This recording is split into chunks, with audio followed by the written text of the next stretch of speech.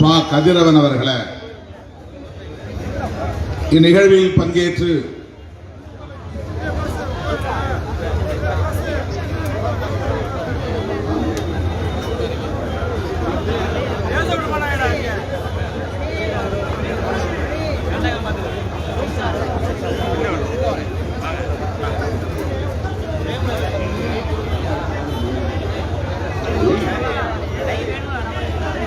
இந்த நிகழ்வில் பங்கேற்று நம்மிடையே உரையாற்றி விடைபெற்று சென்றிருக்கிற இந்திய கம்யூனிஸ்ட் கட்சியின் மாநில துணை செயலாளர் தோழர் மு. வீரபாண்டியன் அவர்களே, மார்க்சிஸ்ட் கம்யூனிஸ்ட் கட்சியின் சார்பில் எனக்கு முன்னர் இங்கே சுருக்கமாக பேசினாலும் நமது கட்சியின் கருத்தியல் போக்கை விளக்கி பேசி அமர்ந்திருக்கிற தீக்கதிர் ஆசிரியர் மதுக்கூர் ராமலிங்கம் அவர்களே, காங்கிரஸ் பேரியக்கத்தின் சார்பில்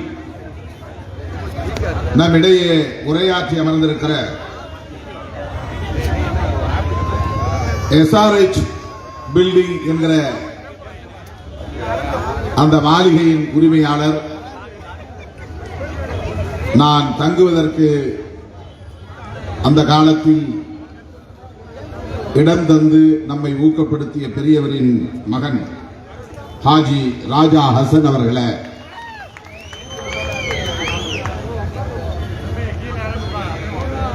இந்நிகழ்வில் பங்கேற்று இந்திய யூனியன் முஸ்லீம் லீக்கின் சார்பில் உரையாற்றி அமர்ந்திருக்கிற அன்பு சகோதரர் காதர் மொய்தீன் அவர்களே, SDPI சார்பில் உணர்ச்சிகரமாக உரையாற்றி நிகழ்வுக்கு சிறப்பு சேர்த்திருக்கிற SDPI கட்சியின் மாநில தலைவர் அன்பு சகோதரர் நெல்லை முபாரக் அவர்களே, மக்கள் கண்காணிப்பகத்தின் நிறுவனர், தமிழகத்தின் மூத்த வழக்கறிஞர், மனித உரிமை செயற்பாட்டாளர், இந்த பொதுக்கூட்டம் நடப்பதற்கு நீதிமன்றத்திலே வாதாடி நமக்கு இந்த உரிமையை மீட்டு தந்த மூத்த வழக்கறிஞர் அண்ணன் ஹென்றி டிஃபேன் அவர்களே, இந்த இயக்கம் யாருக்கான இயக்கம், எத்தகைய இயக்கம் என்பதை ஒரு சாட்சியம் அளிக்கும் வகையிலே மிகச் சிறப்பான உரையை வழங்கி அமர்ந்திருக்கிற மதுரையைச் சார்ந்த எவிடன்ஸ் கதிர் அவர்களே,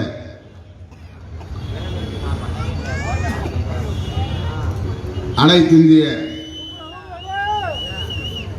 அண்ணா திராவிட மக்கள் முன்னேற்ற கழகத்தின் தலைவர்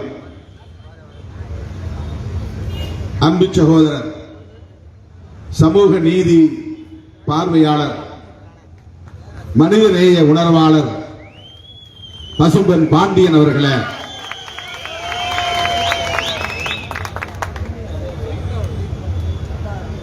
இந்த நிகழ்விலே பங்கேற்று இதனை சிறப்பித்துக் கொண்டிருக்கிற நமது கட்சியின் மூத்த பொறுப்பாளர்கள் தம்பி ஆற்றலரசு அவர்களே, ஏசி பாவரசு அவர்களே, மோ எல்லாளன் அவர்களே, வே கனியமுதன், கலைவேந்தன், வில்லவன் கோதை, உஞ்சை அரசன், பாலசிங்கம், நாவா சசி, சங்கத்தமிழர், கூக்கா பாவலன், ஆ போஸ், பா அகரன் ஆகிய தோழர்களே,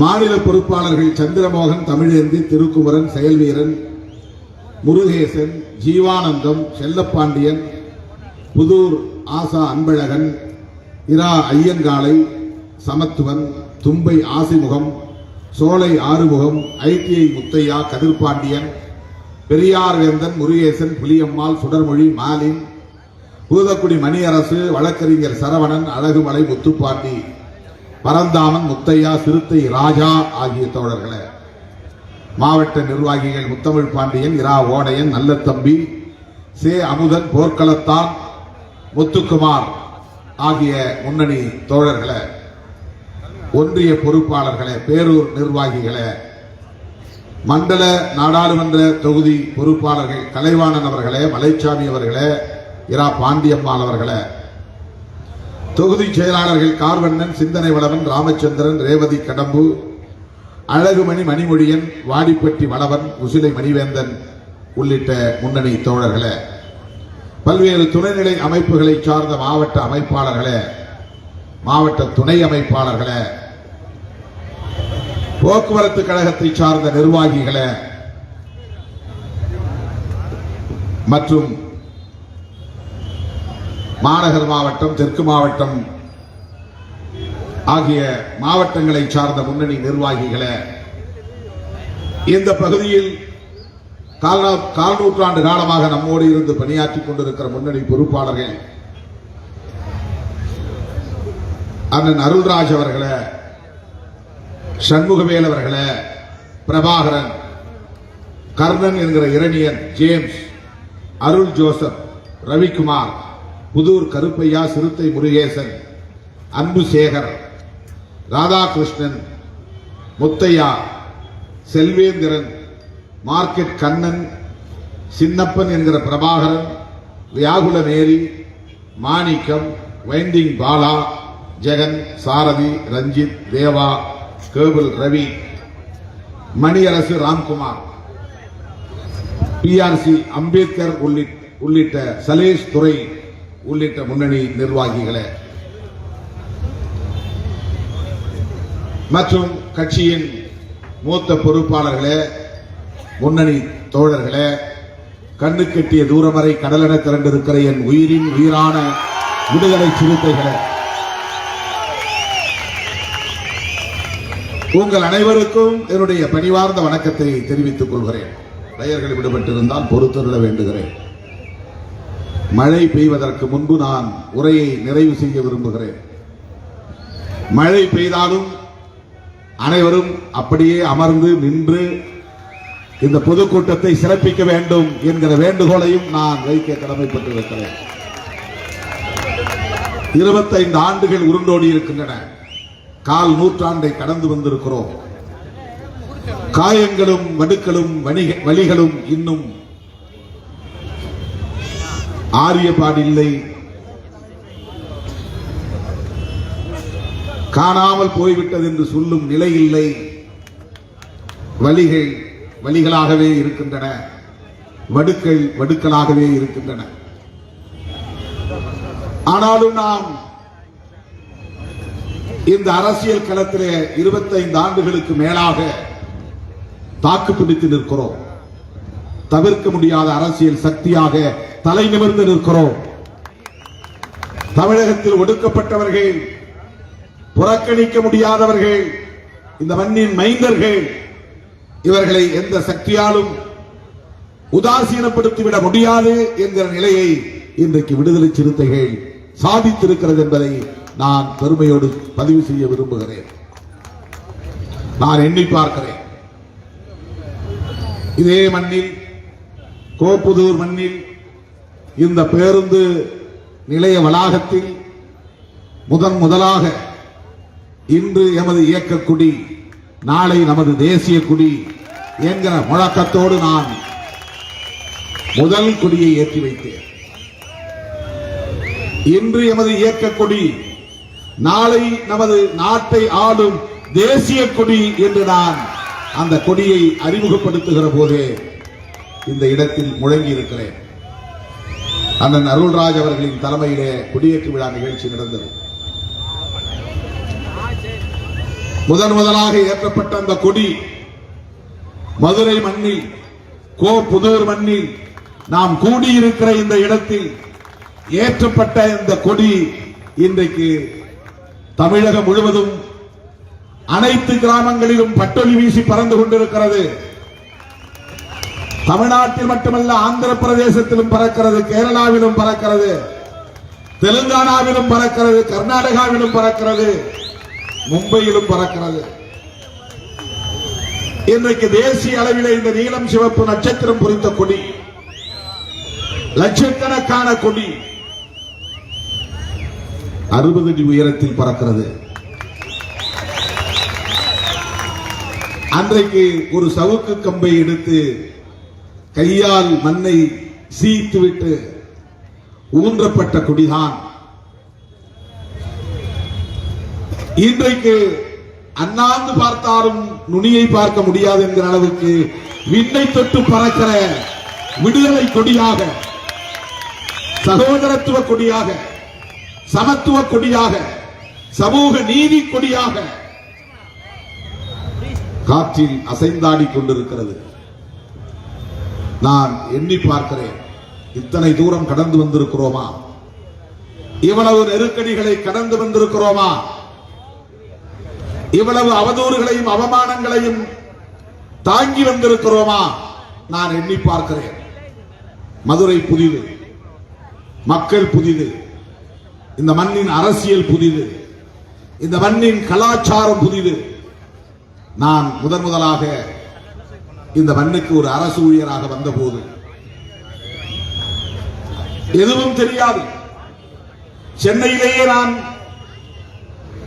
பட்ட வகுப்பை படித்தேன். சென்னையிலேயே என்னுடைய முதுகலை வகுப்பை முடித்தேன். சென்னையிலேயே நான் வழக்கறிஞருக்காகவும் படித்து முடித்தேன்.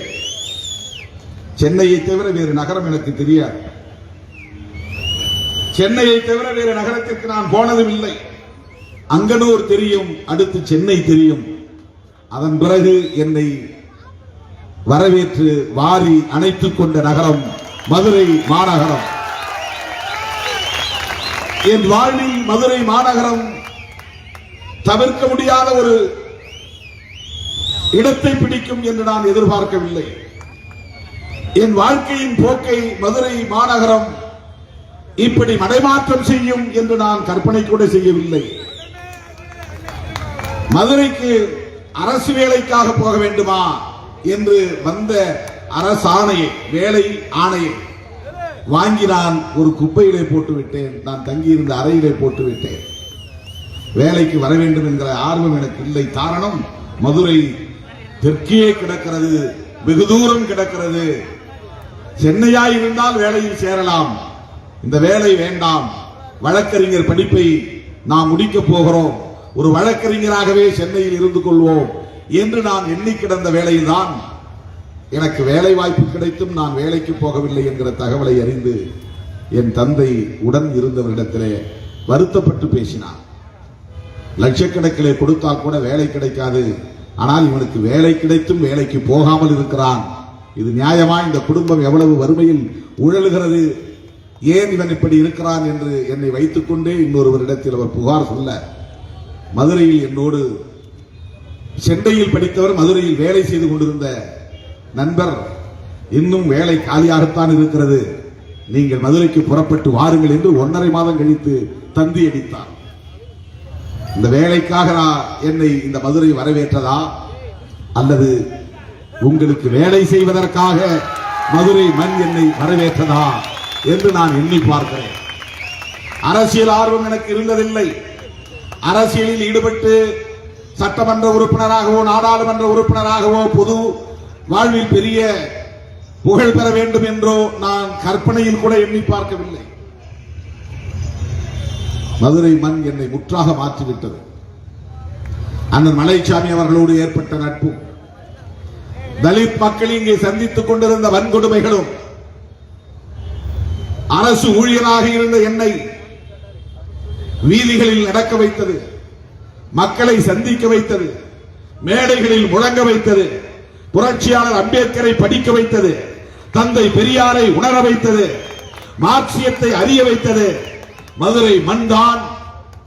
என் வாழ்வின் மடைமாற்றம் செய்த மண், அதுவும் இந்த கோப்புதூர் மண்.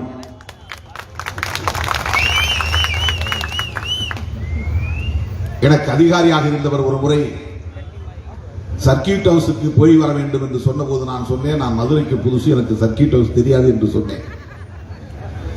ஒரு வருடத்திற்கு பிறகு ஒரு நாள் அந்த அதிகாரி ஆத்திரமாக என்னை அழைத்து அவர் மேடையிலே இருந்த டெலிபோன் அந்த பாக்ஸ் அப்படியே கழட்டி என் கையில கொடுத்துட்டார். இந்த ஊர் உனக்கு புதுசுன்னு சொன்ன, உனக்கு எத்தனை பேர் தான் அண்ணன் இருக்கிறான், தம்பி இருக்கிறான், உனக்கு நான் என்ன டெலிபோன் ஆபரேட்டர் வேலை பார்க்கணுமா? வந்து உட்கார்ந்தா காலையில இருந்து சாயந்தரம் வரலாம் அண்ணன் இருக்கிறாரா அண்ணன் இருக்கிறாரா அண்ணன் இருக்கிறாரான்னு போன் வந்துகிட்டு இருக்கு. இந்த வேலை செய்யறதா நான் வந்தா நீ போய் உன் டேபிள் வச்சுக்கினாரு. ஊரே தெரியாதுங்க, சர்க்கியூட்டர்ஸ் தெரியாதுங்க. போன் பண்றவெல்லாம் அண்ணன் இருக்கிறாரான்னு கேட்கிறான். உனக்கு எத்தனை பேர் தம்பி? இப்படி என் வாழ்க்கை மாறியது. அருமை தோழர்களே, தலித் அரசியல் என்றால் என்னவென்று எனக்கு தெரியாது. சமூக நீதி என்றால் என்னவென்று எனக்கு தெரியாது. சமத்துவம் என்றால் என்ன என்று எனக்கு தெரியாது. 25-26 வயது நான் இந்த அமைப்பின் தலைமை பொறுப்பை ஏற்ற போது எனக்கு 27 வயது நடந்து கொண்டிருந்தது. ஆனால் மதுரை மக்கள், மதுரை கலாச்சாரம் என்னை வெகுவாக பொது வாழ்வில் இடித்து தள்ளியது, நெட்டி தள்ளியது. போ, காலம் தாழ்த்தாதே, விரைந்து போ, மக்களுக்காக வேலை செய், மக்களுக்காக பணியாற்று என்று என்னை இந்த மதுரை சூழல் என்னை நெட்டி தள்ளியது. அப்படித்தான் நான் இந்த அரசியலில் இறங்கினேன். அண்ணன் மலைச்சாமி இறந்தபோது தோழர்கள் என்னை அழைத்து இந்த கூட்டத்தை, இந்த இயக்கத்தை தலைமை தாங்கி நடத்த வேண்டும் என்று சொன்னபோது நான் உடன்படவில்லை. அவருக்கு இரங்கல் கூட்டம் யாரும் நடத்தவில்லையே என்கிற வலி எனக்குள் இருந்தது. இவ்வளவு பேர் இருக்கிறீர்கள், ஒரு இயக்கத்தின் தலைவர் இறந்து போய்விட்டார், இன்னும் ஏன் இரங்கல் கூட்டம் நடத்தவில்லை என்று நான் அவர்களை வற்புறுத்தி இரங்கல் கூட்டம் நடத்த வைத்தேன். தபுக்க மைதானத்தில் அந்த கலையரங்கத்தில் நடந்தது. அந்த கூட்டத்தில் தோழர்கள், நீங்களே ஏன் டிபிஐ என்கிற இயக்கத்தை தலைமை தாங்கி நடத்தக்கூடாது என்று சொன்னபோது எனக்கு உடன்பாடு இல்லை, என்னால் அதையெல்லாம் செய்ய முடியாது என்று மறுதளித்துவிட்டு, முறைப்படி உங்கள் செயற்குழுவை கூட்டுங்கள், பேசுவோம் என்று சொன்னேன். 1990 ஜனவரி மாதம் 21ஆம் தேதி அரசு பயணியர் விடுதியிலே கூடிய 30 பேர் கொண்ட ஒரு அரங்கத்தில் அண்ணன் மலைச்சாமி காலமாகிவிட்ட நிலையில் இந்த இளைஞர்களை வழிநடத்துகிற பொறுப்பை நீங்களே ஏற்றுக்கொள்ளுங்கள் என்று என் தலையில் அதை தூக்கி வைத்தார்கள். திக்கு தெரியாத காட்டில் நின்று திணறினேன், திசை தெரியவில்லை, என்ன செய்வதென்று அறியாமல் ஏற்றுக்கொண்டேன், திசை வழி தெரியாமல் திணறி நின்றேன். ஆனால் நீங்கள் என்னை ஏற்றுக்கொண்டீர்கள், வாரி அள்ளிக் கொண்டீர்கள், அணைத்துக் கொண்டீர்கள், எனக்கு வழிகாட்டினீர்கள். இப்படித்தான் போராட வேண்டும், போராடுவதற்கான தேவை இது இருக்கிறது. இங்கே சாதிய கட்டமைப்பு எப்படி தெரியாது, அரசாங்க நிர்வாகம் எப்படி தெரியாது, காவல்துறையின் போக்கு தெரியாது. ஆனாலும் இளங்கென்று பயமறியாது என்று சொல்லுவதைப் போல நான் ஒவ்வொரு பிரச்சனைக்கும் உடனுக்குடன் போராட்டங்களை அறிவித்தேன், பேரணிகளை நடத்தினேன். கள்ளழகர் வருகிற விழாதான் சித்திரை திருவிழாவா? இதோ அம்பேத்கருக்கு நாங்கள் கொண்டாடுகிற விழாவும் சித்திரை திருவிழாதான் என்று நான் முதலாக ஆவணி மாதம் 1ஆம் தேதி, சித்திரை மாதம் 1ஆம் தேதி, ஏப்ரல் 14ஆம் தேதி சிறுத்தைகள் கொண்டாடும் சித்திரை திருவிழா. அண்ணன் மலைச்சாமி இறந்த பிறகு வந்த டிசம்பர் மாதம் 6ஆம் தேதி நினைவு நாளுக்கு இந்த பக்கத்தில் இப்படி நடந்து போய் கொண்டிருந்த ஒரு ஹோட்டலில் சாப்பிடுவதற்காக இரவு நேரத்தில் ஆற்றல் அரசு என்கிற சக்தி வேலை குனிய வைத்து ஒரு முதுகிலே ஒரு முழக்கம் எழுதினேன், ஒரு போஸ்ட் அடிச்சு விட்டுங்க. என்ன முழக்கம்? அண்ணலே, புரட்சியாளர் அம்பேத்கருக்கு, அண்ணலே இப்போது நாங்கள் ஆடுகள் அல்ல, சீரிப்பாயும் சிறுத்தைகள். ஏன்னா அம்பேத்கர் என்ன சொன்னார்? நீ ஆடுகளாய் இருக்கிற வரையில் பலியிடப்படுவாய் என்று சொன்னார். ஆகவே முதலில் அம்பேத்கருக்கு விடை சொல்லுவதை போல நான் எழுதிய முதல் முழக்கம், அண்ணலே இப்போது நாங்கள் ஆடுகள் அல்ல, பலியிடப்படுவதற்கு சீரிப்பாயும் சிறுத்தைகள் என்ற முழக்கத்தை முதலாக நான் எழுதினேன். அதை கலெக்டர் அலுவலகத்தில் கொண்டு போய் நானே என் கையால் ஒட்டினேன். பகலெல்லாம் போய் பார்ப்பேன், படித்து பார்ப்பேன். ஒட்டிய சுவரொட்டிய. அதன் பிறகு ஒவ்வொரு பிரச்சனைக்கும் ஒவ்வொரு முழக்கங்களை எழுதி தருவதை நான் வாடிக்கையாக கொண்டிருந்தேன். நம்முடைய தோழர்கள் என்னை தேடி வந்து பார்த்து, தென்னை மரம் ஏறுகிற தோழர்கள், பனை மரம் ஏறுகிற தோழர்கள், கட்டிட வேலை செய்யக்கூடிய தோழர்கள், கம்பி கட்டுகிற தோழர்கள், ஏதாவது முழக்கம் எழுதி கொடுங்கள், நான் அச்சடிக்கிறேன். அப்படி நான் எழுதி கொடுத்த முழக்கங்கள் பல. அதிலே ஒன்றுதான் அடங்க மறுப்போம், அத்துமீறுவோம், திமிரி எழுவோம், திருப்பி அடிப்போம் என்ற விளக்கம். நாம் நடத்திய பேரணியில் காவல்துறை புகுந்து தாக்குதல் நடத்தியது, பந்தல்குடிக்குள்ளே நுழைந்தது, மீனாம்பாள்புரத்திற்குள்ளே நுழைந்தது. இப்படி நம்முடைய ரயில் மறியல் போராட்டத்தின் போது கடுமையான தாக்குதல் நடத்தி மண்டையை பிளந்து ரத்தத்தை கொட்ட வைத்த நிலையிலே காவல்துறைக்கு எதிராக நான் எழுதிய முழக்கம் அடங்க மறுப்போம், அத்தி மீறுவோம், திமிரி எழுவோம், திருப்பி அடிப்போம் என்ற முழக்கம்.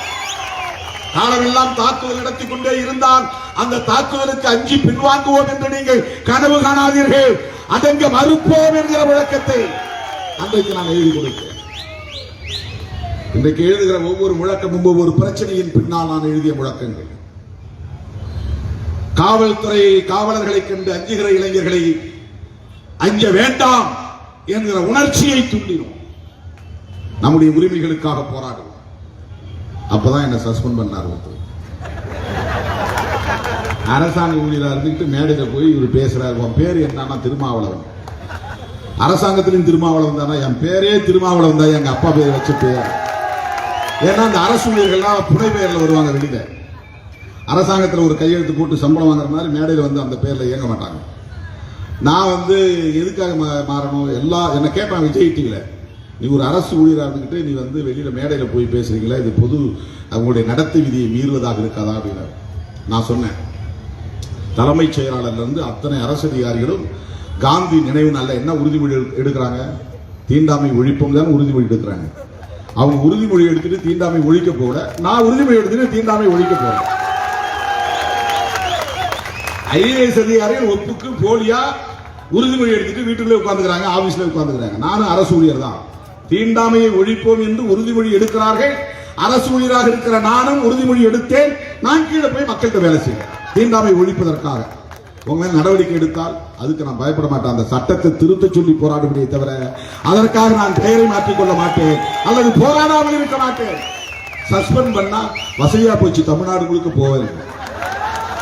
சஸ்பெண்ட் பண்ணாங்க. மதுரைக்குள்ள இருந்த என்ன ஏன் மதுரைக்குள்ள இருக்கிற தமிழ்நாடு பூரா போன்னு சொல்லி என்ன சஸ்பெண்ட் பண்ணாங்க. 2.5 வருஷம். அப்பதான் நான் தமிழ்நாடு அப்ப அரசம்பளம் கையில காசு கொடுத்தான். கையில அரசம்பளம் காசு கொடுத்து வேலைக்கு வர வேண்டாம், வெளியே தமிழ்நாடு பூரா போன்னு சொல்லி அனுப்பி அந்த 2.5 ஆண்டுகளில் தான் தோழர்களே தமிழ்நாடு முழுவதும் நான் சுற்றுப்பயணம் செய்து பாண்டிச்சேரிக்கு போனேன், கன்னியாகுமரிக்கு போனேன், கோயம்புத்தூருக்கு போனேன். இப்படி தமிழ்நாடு முழுவதும் சுற்றி வந்து இயக்கம் கட்டுவதற்கு அந்த 2.5 ஆண்டு காலம் பயன்பட்டது. அப்படி வளர்ந்து இந்த மண்ணில் 10 ஆண்டு காலம் தேர்தல் புறக்கணிப்பை உயர்த்தி பிடித்து பதவி வேண்டாம், பவிசு வேண்டாம், தேர்தல் பாதை வேண்டாம், சட்டமன்றம் வேண்டாம், நாடாளுமன்றம் வேண்டாம், ஒடுக்கப்பட்ட மக்களை அணிதிரட்டுவோம், அமைப்பாக்குவோம், அரசியல் படுத்துவோம் என்பதை மட்டுமே குறிக்கோளாக கொண்டு 10 ஆண்டு காலம் பணியாற்றினேன். அரசு வேலை போகும் என்கிற பயத்தால் அல்ல. தேர்தல் பாதை புறக்கணிப்பு என்பது நாங்கள் உள்வாங்கிக் கொண்ட அரசியலின் வெளிப்பாடு.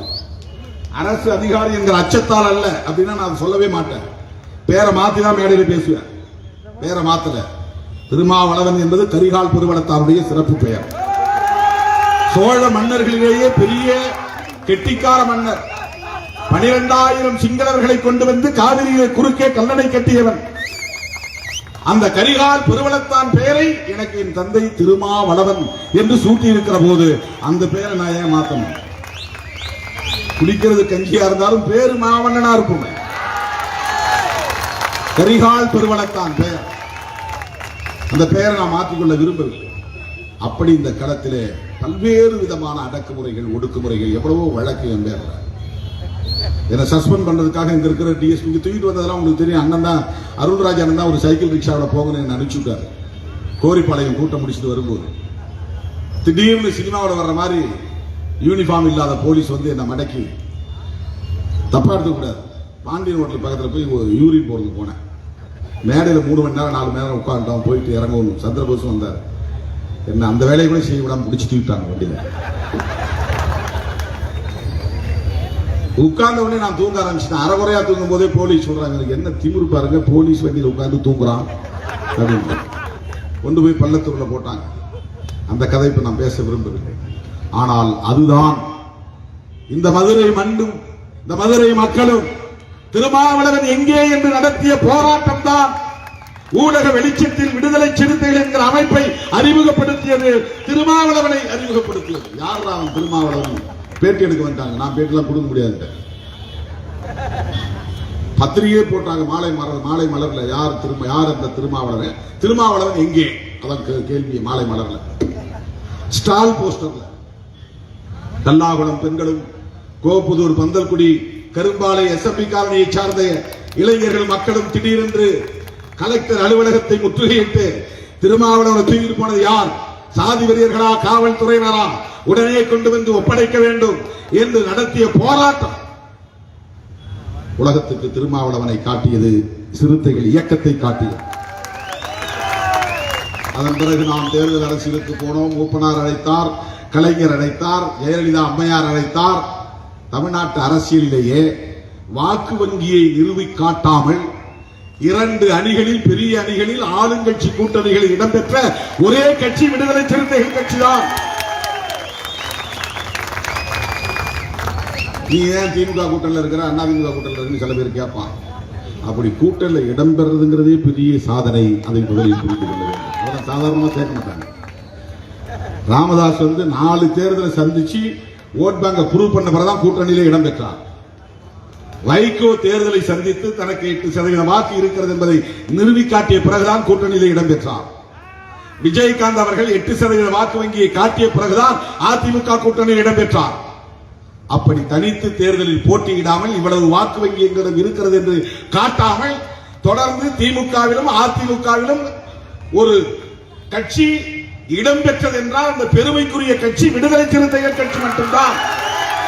இன்றைக்கும் வாக்கு வங்கியை நிறுவி காட்டாமலேயே 4 சட்டமன்ற உறுப்பினர்களையும் 2 நாடாளுமன்ற உறுப்பினர்களையும் பெற்றிருக்கிற கட்சி விடுதலை சிறுத்தைகள் கட்சிதான். விடுதலை சிறுத்தைகளை தவிர்த்துவிட்டு தமிழக அரசியலில் காய் நகர்த்த முடியாது என்கிற நிலையை இன்றைக்கு நாம் ஏற்படுத்தி இருக்கிறோம். ஓட் பேங்க ப்ரூவ் பண்ணவே இல்லை. இதெல்லாம் சாதாரணமான அரசியல் கிடையாது. அதை விட இன்னொரு தகவலையும் சொல்லுகிறேன். தமிழ்நாட்டு அரசியல் கட்சிகளிலேயே உறுப்பினர் அட்டை வழங்காமலேயே உறுப்பினர்களை கொண்டிருக்கிற இயக்கம் விடுதலை சிறுத்தைகள் கட்சி. யார்கிட்ட எல்லாம் கேட்பாங்க, ஊர்ல இருக்கிற அத்தனை பேர் நம்ம கட்சி தான், யாருக்கும் கொடுக்காத. உறுப்பினர் அட்டை கொடுத்தா நீ 10 பேர் கொடுப்பா, 90 பேர் நம்மால் இல்லைங்கிற மாதிரி ஆகும். அவன் அதிமுக கார்டு வச்சிருந்தாலும் சிறுத்தைதான், அவன் திமுக கார்டு வச்சிருந்தாலும் சிறுத்தைதான், அவன் காங்கிரஸ் அட்டை வைத்திருந்தாலும் சிறுத்தைதான், அவன் கம்யூனிஸ்ட் அட்டை வைத்திருந்தாலும் சிறுத்தைதான். அதுக்கு என்ன விளக்கம் சொல்றேன்னா, இவன் மூடு கொடுத்தும் போது இவங்க யாரும் வரமாட்டாங்க, நான் தான் போவேன்.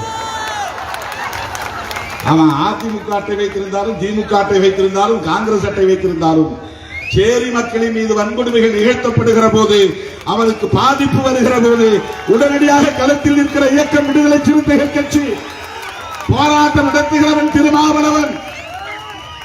அப்படி இந்த இயக்கம் வளர்ந்து இன்றைக்கு தவிர்க்க முடியாத ஒரு அரசியல் சக்தியாக இருக்கிறது தோழர்களே. அதிலே என்னை நிலைகுடைய வைத்த சம்பவம் 2 சம்பவம். ஒன்று சென்னகரம்பட்டி அம்மாசிவேலு படுகொலை, இன்னொன்று மேலவளவு படுகொலை. சொல்ல போனால் வேறு யாராவது இதை எதிர்கொண்டிருந்தால் அஞ்சி பின்வாங்கி ஓடி இருக்க வேண்டும், அல்லது மூளை பிசகி பைத்தியமாகி இருக்க வேண்டும். அவ்வளவு பெரிய கொடூரம். துணை இல்லை, காவல்துறை ஆதரவாக இல்லை, ஊடகம் ஆதரவாக இல்லை, அரசியல் கட்சிகள் ஆதரவாக இல்லை, சாதி அமைப்புகள் எதிராக பார்க்கின்றன. எந்த துணையும் இல்லாமல், பின்புலமும் இல்லாமல் என்னை நம்பி என்னோடு அணிதிரண்ட என் உயிரின் உயிரான விடுதலை சிறுத்தைகளை மட்டுமே நான் துணையாக கருதி களத்தில் இறங்கினேன். எனக்கு ஒரு எஸ்பியை தெரியாது, டிஎஸ்பியை தெரியாது, இன்ஸ்பெக்டர் தெரியாது, ஒரு டிஐஜியை தெரியாது, ஐஜியை தெரியாது. யாரோடும் தொடர்பு கொள்வதற்கு எந்த தொடர்பும் இல்லாத காலம். அவர்கள் மீது எனக்கு எந்த நம்பிக்கையும் கிடையாது. ஒரு மூர்க்கத்தனமான ஒரு நம்பிக்கை, அசட்டுத்தனமான ஒரு துணிச்சல். உடனுக்குடன் பேரணி, உடனுக்குடன் ஆர்ப்பாட்டம், உடனுக்குடன் போராட்டங்கள். மேல ஒரு படுகொலையும் சென்னகரம்பட்டி அம்மாசிவேலு படுகொலையும் கொடூரமானது. அதே போல கருவனூரை தீ வைத்த கொடுமை, அதே போல அம்பேத்கர் சிலையை உடைத்த போது பந்தல்குடியையும் மீனாம்பாள்புரத்தையும் சூறையாடிய கொடுமை, மேலவாசலிலே துப்பாக்கி சூடு நடத்தப்பட்ட கொடுமை, இவையெல்லாம் அப்போது நாம் எதிர்கொண்ட வன்கொடுமைகள். எந்த ஆதரவும் இல்லாத காலம் அது. தலைவர்களை சந்திப்பதற்கு கூட வாய்ப்பு இல்லாத காலம். கம்யூனிஸ்டுகள் கூட அப்போது நமக்கு நெருக்கமாக இல்லாத காலம். அப்படிப்பட்ட நிலையில் உங்களின் துணையோடு தான், உங்களின் வாழ்த்துக்களோடு தான் இந்த களத்தில் திருமாவளவன் ஒவ்வொரு அங்குலமாக முன்னேறி போனான். கடுமையான விமர்சனங்கள், அவதூறுகள், அதையெல்லாம் கடந்து இன்றைக்கு தமிழகத்தில் தவிர்க்க முடியாத ஒரு சக்தியாக நாம் நிற்கிறோம் தோழர்களே. மேலவளவு படுகொலை என்பது அரசியல் அறியாமையால் நிகழ்ந்தது என்பதை நான் என்னுடைய ட்விட்டர் பக்கத்திலே பதிவு செய்திருந்தேன். அதை தோழர்கள் எடுத்து இந்த துண்டறிக்கையிலே போட்டிருக்கிறார்கள். அதைத்தான் எவிடன்ஸ் கதிர் அவர்களும் நெல்லை முபாரக் அவர்களும் தொட்டு பேசினார்கள். யாருக்காகவும் அஞ்சி அல்ல. அதுதான் அரசியல் உண்மையும் கூட. தலித்துகளுக்கென்று ஒதுக்கப்பட்ட தொகுதியில் வேறு யாரும் போட்டியிட முடியாது. போராட்டம் நடத்தினாலும் அதை பின்வாங்க வாய்ப்பில்லை. அடுத்த தொகுதி வரையறை வருகிற வரையில் அதை மாற்றவே முடியாது என்று சொல்லுவதற்கு அந்த சமூகத்தில் ஆள் இல்லை, தலைவர் இல்லை. நாம சில நேரங்களில் மூர்க்கமா முட்டாள்தனமா நம்ம கோரிக்கைகளை வைப்போம். ரொம்ப கடுமையா எந்த சிஸ்டத்தையும் தெரிஞ்சுக்காம சட்டப்பூர்வமா என்ன நடக்கும், ஏன் போலீஸ் நமக்கு இங்கே அனுமதி தரல, அதுல என்ன சட்ட சிக்கல் இருக்கிறது, இதற்கெல்லாம் நமக்கு ஒரு புரிதல் தேவை, அரசியல் புரிதல் தேவை. நம்ம மோடுமுட்டித்தனம் மதுரையில் சொல்லுவோம். அந்த மாதிரி மோடுமுட்டித்தனமா சில விமர்சனங்களை வைப்பது, எதிர்ப்பை தெரிவிப்பது, பகையை வளர்ப்பது, மோதலுக்கு காரணமாக இருப்பது எந்த வகையிலும் பயன் கிடையாது. அன்றைக்கு அவர்கள் எதிர்ப்பு தெரிவித்தார்கள். இந்த தகவலை சொன்னது முதல்ல அண்ணன் நம்முடைய ஹென்றி டிஃபின் அவர்கள் தான். 1989 இந்த சட்டம் வந்தப்போ 90 அல்லது 91 அல்லது அதிகபட்சமாக 92 என்று கருதுகிறேன். இவரை பார்க்கறதுக்கு போறோம். அந்த அமெரிக்கன் கல்லூரியில் மேல மாடியில் இருந்தார். அப்ப என்னை எதிர உட்கார வச்சுட்டு, இப்போ ஒரு சட்டம் வந்திருக்கு உங்களுக்கு தெரியுமா, SCST பிரிவென்ஷன் அட்ராசிட்டிஸ் ஆக்ட் ஒரு சட்டம் வந்திருக்கு, ரொம்ப வலுவான சட்டம், அதுல எல்லாத்தையும் வழக்கு போட்டு அவங்க எல்லாம் தண்டிக்க வைக்கலாம் அப்படின்னு சொல்றாரு. சட்டம் வந்ததுங்கிறது எனக்கு முதல்ல சொன்னது தான். நமக்கு தெரியாது அரசியல் இருந்தாலும். அதே போல மதுரை மாவட்டத்தில் தலித்துகளுக்கு என்று ஒதுக்கப்பட்ட ஊராட்சிகளில் 5 இடங்களில் வேட்புமனு தாக்கல் செய்ய முடியவில்லை என்கிற தகவலையும் ஒரு சந்திப்பின் போது சொன்னார். அதற்கு முன்னதாக மேலவளவு வந்துவிட்டது. ஆனால் பிற 4 இடங்கள் எது என்று நமக்கு தெரியாது, நம்முடைய தோழர்களுக்கு தெரியாது. பாப்பாப்பட்டி, கீரிப்பட்டி, கொட்டக்காட்சி அந்தல், இன்னொரு ஊரும் உசிலம்பட்டியிலே இருந்தது. நாட்டார்மங்கலம், கொட்டக்காட்சி அந்தல் இல்லை, அவர் சொன்னதப்போ நாட்டார்மங்கலம், மருதங்குடி 5 ஊர்கள். உசிலம்பட்டி வட்டாரத்திலேயே 4, மேலூர்ல 1, 5 ஊராட்சிகள்ல வேட்புமனு தாக்கல் பண்ண விடல. இது அவர்களின் அரசியல் அறியாமை என்றுதான் நான் இன்றைக்கும் கருதுகிறேன். ஏன்னா ரிசர்வ்டு கான்ஸ்டிடியூஷன் ஒன்று அறிவிச்ச பிறகு என்ன நீ சாலை மறியல் போராட்டம் நடத்தினாலும் உண்ணாவிரத போராட்டம் நடத்தினாலும் அதை மாற்ற முடியாது. அது கான்ஸ்டிடியூஷனல் ரைட், அரசியலமைப்பு சட்டப்பூர்வமான உரிமை. ஒரு தொகுதியை அறிவிக்கிறது முன்னாடி சொன்னா ஏதாவது மாற்றிக்கொள்வார்கள். அறிவித்த பிறகு தலைகீழ தொங்கினாலும் மாற்ற முடியாது. இது சொல்லணும்ல, சொல்லி தரணும்ல, சொல்லி தருவதற்கு ஏற்ற தலைமை வேண்டும் அல்லவா? அதுதான் பெரிய வேக்யூம். அங்க யாரு அப்படி சொல்றதுக்கு ஆள், சாதி உணர்வு தூண்டுறதுக்கு ஆள் இருக்காங்க. அரசியல் சொல்லித்தர ஆள் கிடையாது. சாதி வெறியை தூண்டுவதற்கு ஆட்கள் இருக்கிறார்கள்.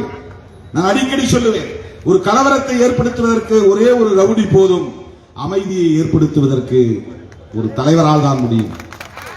வன்முறையை யார் வேணாலும் தூண்டிடலாம், அதுக்கு பெரிய தலைவன் தேவையில்லை. நான் பேசிட்டு இருக்கும் போதே ஒரு கண்ணாடி உடைச்சா கலவரம் வந்துடும். அதுவும் போலீஸ் வண்டி அடிச்சா கலவரம் பெருசா வந்துடும். ஏன்னா போலீஸ் பிரஸ்டீஜ் ஆயிரும். என்ன போலீஸ் மேலே கை வச்சுட்டியா, உடனே அவங்க 2 பேரும் அடிச்சு காலி பண்ணிட்டு தான் உட்காருவாங்க. அப்ப அது ஒரு பெரிய கலவரமா மாறும். இப்ப கலவரம் உண்டு பண்றதுக்கு ஒரு ரவுடி போதும், ஒரு கல்லெறிஞ்சா போதும், கலவரம் வந்துடும். ஆனால் லட்சக்கணக்கான மக்களை அமைதிப்படுத்துவதற்கு ஒரு தலைவனால் மட்டும்தான் முடியும். அப்ப போராடக்கூடியவங்களை அமைதிப்படுத்துறதுக்கு தலைவர் தேவை. சாதி வரியை தூண்டுறதுக்கு தலைவரே தேவையில்லை, ரவுடிகளே போதும். என் ஜாதி உன் ஜாதி, ஆண்ட சாதி, அந்த சாதி, இந்த சாதி என்று பெருமைப்பட சொன்னால் எல்லாம் அதுக்கு நிறைய பேர் இந்த சாதியில் இருக்கிறான், பறையர்லையும் சில பேர் இருக்கிறான். ஆண்ட சாதின்னு சொல்லிக்கிறது, அப்புறம் சைவ பரம்பரை சொல்லிக்கிறது, வைணவ பரம்பரை சொல்லிக்கிறது. அம்பேத்கரை ஒழுங்கா படிக்கிறவன் எவனும் இதை பேச மாட்டான். ரெட்டமலை சீனிவாசன் பறையர்களுக்கான தலைவர் சில முட்டாள்கள் பேசிட்டு இருக்கிறாங்க. நான் அந்த மதுரை செஞ்சட்டை பேரணியில் பேசும்போது அது விரிவா பேச முடியல. அவர் பறையர்னு பயன்படுத்துறது இன்னைக்கு புரிஞ்சுக்கிற பொருளில் அல்ல. உலகம் முழுவதும் பறையர் என்ற சொல்லு கலகக்காரர்களுக்கு பயன்படுத்தப்படுகிறது, எதிர்க்கிறவனுக்கு பயன்படுத்தப்படுகிறது. எதிர்த்து கேள்வி கேட்கிற எவனா இருந்தாலும் அவன் பறையன் தான். அதுதான் உலக வேர்ல்டு டெர்மினாலஜி, அது இன்டர்நேஷனல் டெர்மினாலஜி. அன்னைக்கு அன்டச்சபிள்ஸ் எல்லாரையும் பார்த்து ஒட்டுமொத்தமா இந்தியா முழுக்க அம்பேத்கரை மகர்னு சொல்றதோ அல்லது ரெட்டமலை சீனிவாசனை பார்த்து பறையர் சொல்றது யாருக்கும் சப்கேஸ்ட்லாம் தெரியாது. அப்ப லிஸ்டே கிடையாது. 1922 மார்ச் மாதம் 23 பிரிட்டிஷ் அரசாங்கம் ஆட்சியில் இருந்த போது பெறப்பட்ட அரசாணை தான் ஆதி திராவிடர் என்ற அரசாணை. அப்ப யார் யார் என்னென்ன சாதி தமிழ்நாட்டுக்குள்ள இருக்குங்கிறது யாருக்கும் தெரியாது. ஒட்டுமொத்தமா அன்டச்சபிள்ஸ் அனைவரையும் ஆதி திராவிடர் அறிவிக்கணும். பண்டிதர் போய் கேட்டார். பண்டிதருடைய மைத்துனர் தான் ரெட்டமலை சீனிவாசன். அவர் என்ன சொன்னாரு, எங்களை எல்லாம் திராவிடன் சொல்லுனார். இவர் என்ன சொன்னாரு, அன்டச்சபிள்ஸ் மட்டும் பிரிச்சு பேசினார், பறையர்னு சொன்னார்.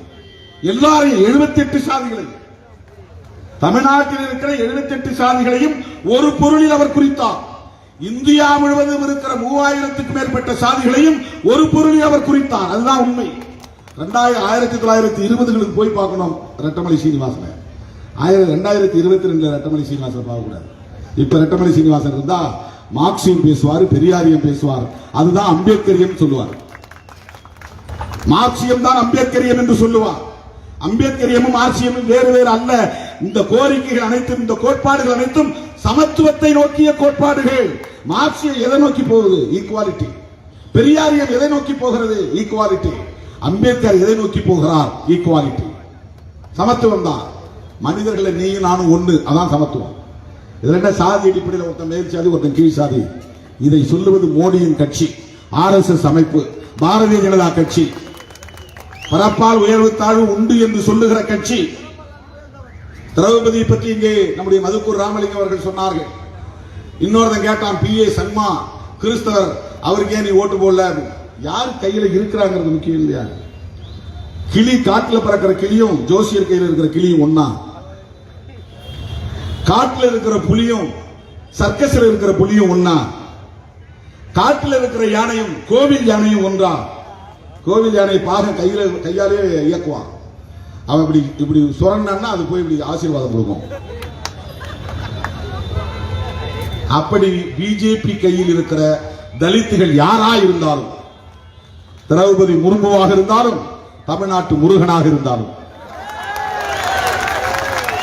அவர்கள் பாகன் கைகளில் இருக்கிற கோவில் யானைகள், ஜோசியர் கைகளில் இருக்கிற கூண்டு கிளிகள், சர்க்கஸ்காரன் கைகளில் இருக்கிற சர்க்கஸ் புலிகள். தீயில பாயினா தீயில பாயும், பந்து அடினா பந்து அடிக்கும். காட்டுப்புலி அப்படி அடிக்குமா? ஆளை அடிக்கும், ஒரே அடி. கிட்ட நெருங்க முடியுமா? இப்போ நாம கொள்கை அடிப்படையிலே பார்க்கிறோம். இன்றைக்கு யஸ்வந்த் சின்ஹா என்ன சாதி என்பது அல்ல, அடையாள அரசியல் அல்ல.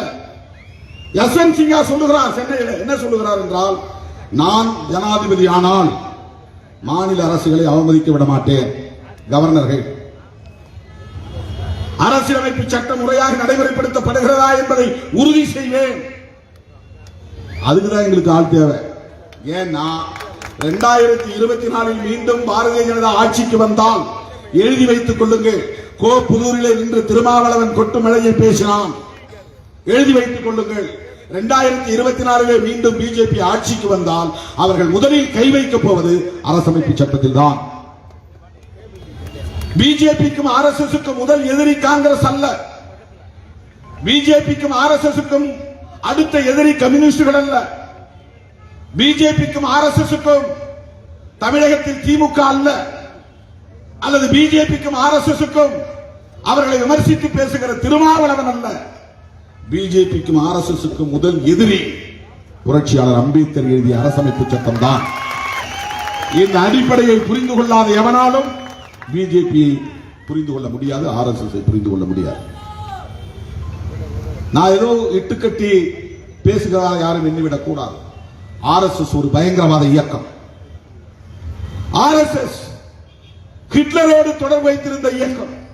ஆர்எஸ்எஸ் உடைய தலைவர்கள் ஜெர்மனிக்கு போய் ஹிட்லரை சந்தித்தவர்கள், ஆர்எஸ்எஸ் இயக்கத்தை தோற்றுவித்தவர்கள். ஹிட்லருக்கும் ஆர்எஸ்எஸ் இயக்கத்தை சார்ந்தவர்களுக்கு என்ன தொடர்பு என்றால் குருதி தொடர்பு, ரத்த தொடர்பு.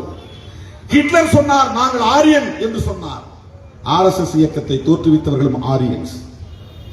அவர்கள் இந்த மண்ணின் மைந்தர்கள் அல்ல, இந்த மண்ணில் பிறந்தவர்கள் அல்ல, இந்த மண்ணின் பூர்வீக குடிகள் அல்ல.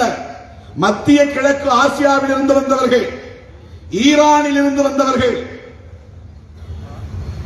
ஹிட்லரே ஒரு கூட்டத்தில் பேசியிருக்கிறார். ஆரியன் என்றால் யார்? இந்தோ ஈரானியன் என்று சொல்கிறார். இந்திய முன்னோர்களுக்கும் ஈரானிய முன்னோர்களுக்கும் பிறந்தவர்கள் தான் ஆரியன்ஸ். ஆரியன் என்பது ரேஸ், அது ஒரு மரபினம். பிராமணர் என்பது சாதி அல்ல, அது வர்ணம். இந்துத்துவம் சொல்லுகிற வர்ணத்தில் ஒன்று. பிராமணர் என்றால் பொதுவான ஒரு சொல், இந்தியா முழுவதும் இருக்கக்கூடிய ஒரு வர்ணம். 4 வர்ணத்தில் ஒரு வர்ணம். பிராமணன், சத்திரியன், வைசியன், சூத்திரன், 4 வர்ணம். இதுல தலித்துகள் அடங்க மாட்டாங்க. ஏன்னா இவன் அவுட் காஸ்ட், இவன் இந்த வர்ணத்துக்குள்ளே வராதவன். இவன் அந்த 4 சாதிக்கும் கீழே இருக்கிற சாதி கிடையாது. 4 பேருக்கு எதிர நின்று எதிர்த்து நிற்பவன். 4 பேர் நின்றாலும் ஒன்றியா நின்று எதிர்க்கிறவன், எதிர்நிலையில் இருப்பவன், அடிநிலையில் கிடப்பவன் அல்ல. வர்ணாசிரமத்தை ஏற்றுக்கொள்ளாதவன். ஆதி காலத்திலிருந்து, புத்தர் காலத்திலிருந்து. பிராமணர்னா வர்ணம் அப்படின்னா ஐயர் யாருன்னா ஐயர் தான் சாதி, ஐயங்கார் சாதி, நம்பூதிரி சாதி, முகர்ஜி சாதி, பானர்ஜி சாதி, சாட்டர்ஜி சாதி, சித்பவன் சாதி, பண்டிட் ஜாதி, பட்டேல் சாதி, கவுர் சாதி. கவுர்னா ஒரு பிராமண சாதி. இதெல்லாம் சாதி பெயர்கள். இது வெளியே யாருக்கும் தெரியாது. எல்லாம் நம்ம பாப்பான்னு சொல்லிட்டு போயிடறாங்க. பிராமணர் என்பது வர்ணத்தின் பெயர். ஆரியன் என்பது மரபினத்தின் பெயர். ஐயர் என்பது சாதியின் பெயர். இதுவே பல பேருக்கு புரியாது. அதனால நாம திராவிடர் சொன்னா சில பேர் தமிழ் தேசியத்துக்கு எதிரிங்கிறான். ஏன்னா அவனுக்கு மரபினம்னா என்னன்னு தெரியல, தேசிய இனம்னா என்னன்னு தெரியல. தேசிய இனம் என்பது வேறு, மரபினம் என்பது வேறு. திராவிடம் என்பதை தேசிய இனம் என்று எப்போதும் நாம் சொன்னதில்லை. திராவிட தேசியம் அல்லது திராவிட தேசிய இனம் என்பது சரியான சொல்லாடல் இல்லை. திராவிட தேசியத்தை உருவாக்க முடியும் அப்படின்னா திராவிட நாடு உருவானா திராவிட தேசியம் உருவாகும். ஆனா திராவிட மொழின்னு ஒரு மொழி கிடையாது. தமிழ்னு ஒரு மொழி இருக்கு. மொழி அடிப்படையில் தான் தேசிய இனம். அது எத்னிக் குரூப், இது ரேஷியல் குரூப். ரெண்டுக்கும் வேறுபாடு இருக்கிறது. பண்டிதர் ஆரியனை எதிர்ப்பதற்காகத்தான் திராவிடன் என்கிற சொல்லாடலை கையாண்டார். அந்த திராவிடனை நாங்கள் எல்லோருக்கும் மூத்தவர்கள் என்று சொல்வதற்காகத்தான் ரெட்டமலை சீனிவாசன் எங்களை ஆதி திராவிடர் அழையுங்கள் என்று சொன்னார். இந்த அடிப்படை நாம் புரிஞ்சுக்கணும். அருமை தோழர்களே, ஆர்எஸ்எஸ் என்கிற இயக்கம் இந்த நாடு விடுதலை பெறுவதற்கு முன்பு உருவான இயக்கம். 1945 தான் உருவாகுது. 20 ஆண்டுகளுக்கு முன்னால் உருவான இயக்கம். அதற்கு முன்னாலே அவங்க இந்து மகா சபையை உருவாக்கினாங்க. இந்து மகா சபையை உருவாக்கியது சித்பவன் என்கிற பார்ப்பனர்கள். அந்த இயக்கத்தின் மிக முக்கியமான குருக்கள் ஹெட்கேவாரும் கோல்வாக்கரும் தான். கோல்வாக்கர் என்பவர்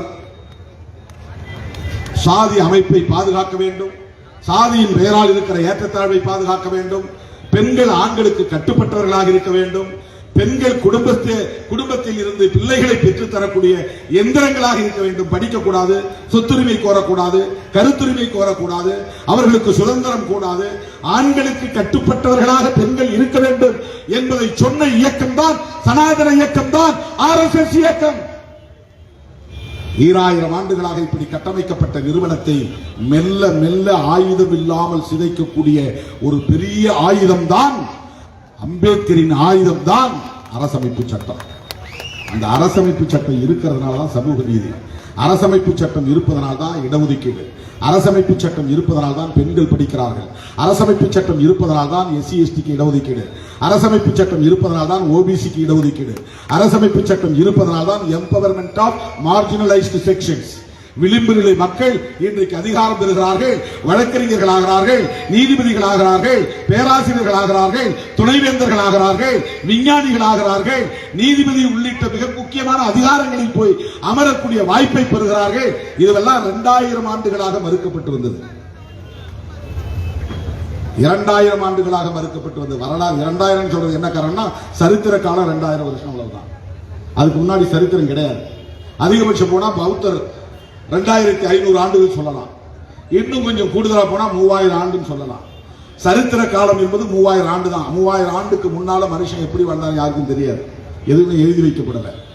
திருக்குறள் காலம் 2000 வருஷம் தான், பைபிள் காலம் 2000 வருஷம் தான். ரிக்வேதம், யஜூர், சாமம், அதர்வேதம் என்று சொல்லப்படுவதற்கு இவர்களால் காலம் குறிக்க முடியவில்லை. சில பேர் 3000 வருஷங்கிறான், சில பேர் 5000 வருஷங்கிறான், சில பேர் 55000 வருஷங்கிறான். ராமாயணம் நடந்த காலம் காலம் கிடையாது. No evidence at all. நம்ம எவிடன்ஸ் மட்டும் தான் இருக்கிறார், ஹிஸ்டாரிக்கல் எவிடன்ஸ் கிடையாது. ஹிஸ்டாரிக்கல் எவிடன்ஸ் கிடையாது, கல்வெட்டு கிடையாது, ஆவணங்கள் கிடையாது, எந்த விதமான ஆதாரங்களும் கிடையாது, குறிப்புகள் செப்பேடுகள் கிடையாது. ராமாயணம் இந்த ஆண்டில் தான் தோன்றியது, ராமன் இப்படித்தான் பிறந்தார் என்பதற்கு எந்த செப்பேடும் கல்வெட்டும் எந்த படைவோலை ஆவணங்களும் கிடையாது. ஒரு யூகத்தில் சொல்றோம்.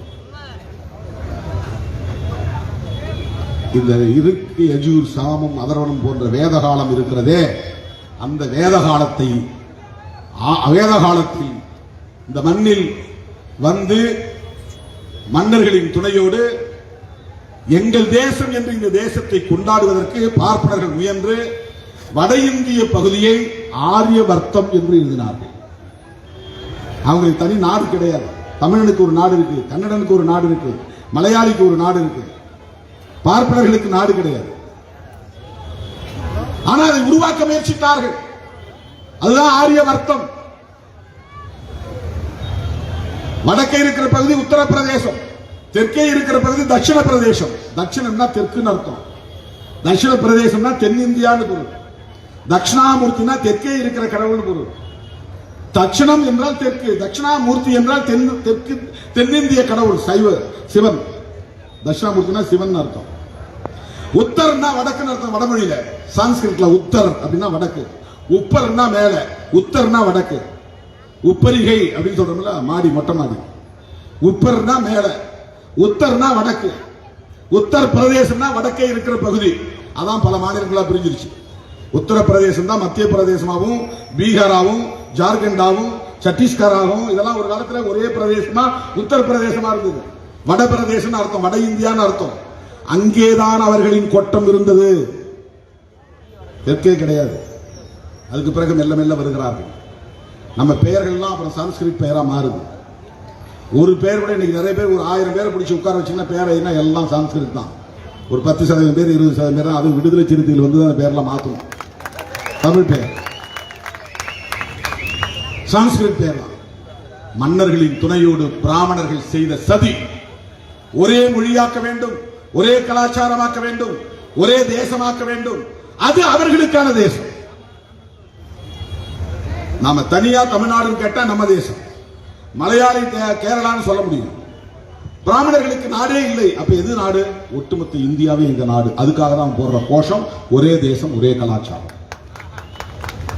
அந்த ஒரே தேசம் ஒரே கலாச்சாரம் என்கிற கொள்கையை, அந்த நிலைப்பாட்டை யாரிடமிருந்து காப்பியடித்தார்கள் என்றால் ஹிட்லரிடமிருந்து காப்பியடித்தார்கள். ஹிட்லருடைய இனவாதம் தான். ஜெர்மானியர்களின் தேசம் இது, யூதர்கள் இங்கே வாழக்கூடாது. யார் யூதர்? கிறிஸ்தவர் மதத்தை தோற்றுவித்த இயேசு பெருமானின் யூதர் தான். மார்க்சியத்தை தந்த காரல் மார்க்ஸ் ஒரு யூதர். இன்றைக்கு உலகம் முழுவதும் பல அறிவியல் கண்டுபிடிப்புகளை கண்டுபிடித்திருக்கிறார்கள் என்றால் அதில் 60-70 விழுக்காடு யூதர் இனத்தை சார்ந்தவர்கள். உலகத்தில் வாழக்கூடிய மனித குலத்திலேயே மிக அபாரமான மூளைத்திறன் கொண்ட ஒரு இனம் யூதர் இனம். இப்ப அவங்களை வந்து இல்லுமினாட்டிஸ் சொல்றாங்க. தற்கால நவீன மொழி சொல்லாடல். இல்லுமினேஷன் ஒளிர்தல். இல்லுமினாட்டிஸ் அப்படின்னா இன்றைக்கு உலகம் இப்படி இருக்கிறதுக்கு அவன் தான் காரணம். அதுல நம்ம பில் கேட்ஸ் உட்பட எல்லாம் அதுல வராங்க. இல்லுமினாட்டிஸ் அவங்க தீர்மானிக்கிறது தான். கொரோனான்னு சொல்லு, லாக்டவுன் பண்ணு,